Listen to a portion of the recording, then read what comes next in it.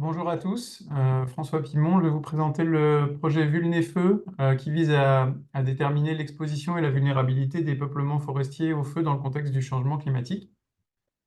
Donc c'est un projet qui répond à l'appel B de l'appel à projet et qui doit se terminer à la fin de l'année. Le financement d'Aforce constitue 40 000 euros dans le projet. C'est un projet qui implique 4 équipes INRAE, l'ONF et puis le département Santé des Forêts. Donc le contexte, c'est celui des grands feux de 2022 qui ont touché une grande partie du territoire national avec une forte demande en matière de connaissances. L'objectif numéro un, c'est vraiment de synthétiser les connaissances sur la vulnérabilité des essences et des peuplements et l'évolution prévue face au changement climatique de l'exposition des massifs. Et puis dans un second temps, d'identifier les perspectives d'amélioration et d'intégration des informations.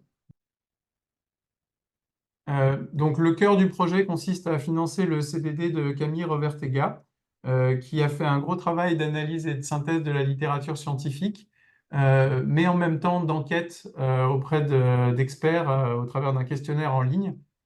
Donc, les travaux concernent 28 essences cibles qui ont été identifiées avec une approche qui mêle les traits à l'échelle de l'individu et les traits à l'échelle du peuplement. L'enjeu étant de produire un rapport guide synthétique avec des annexes et puis des fiches espèces. Donc, je vous montre juste ensuite une fiche espèce. Donc, sans rentrer dans le détail de la fiche, en fait, il y a un vulnéscore qui consiste à séparer combustibilité, résistance et résilience, et puis tout un tas d'autres informations qui seront disponibles sur les différentes fiches. Euh, sur le volet exposition et évolution présente et future, en fait, il y a des travaux récents qui ont été commandés par le ministère de l'Agriculture à INRAE et ONF. Et l'enjeu du travail dans le cadre du projet AFORCE, c'est d'en faire une synthèse dans le cadre d'une déclinaison à l'échelle des massifs forestiers qui reste à faire.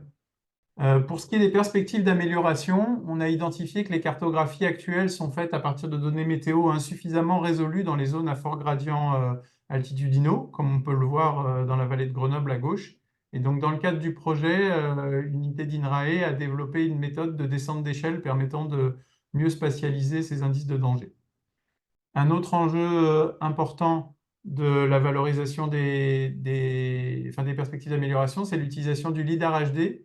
Actuellement, des méthodes sont développées pour améliorer la cartographie de la combustibilité des peuplements.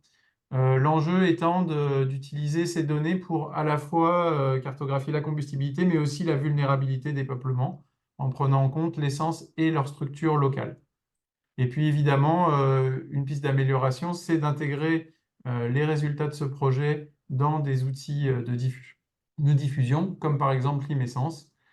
Mais il n'est pas prévu dans le cadre du projet cette intégration, parce que le projet était trop court pour cela.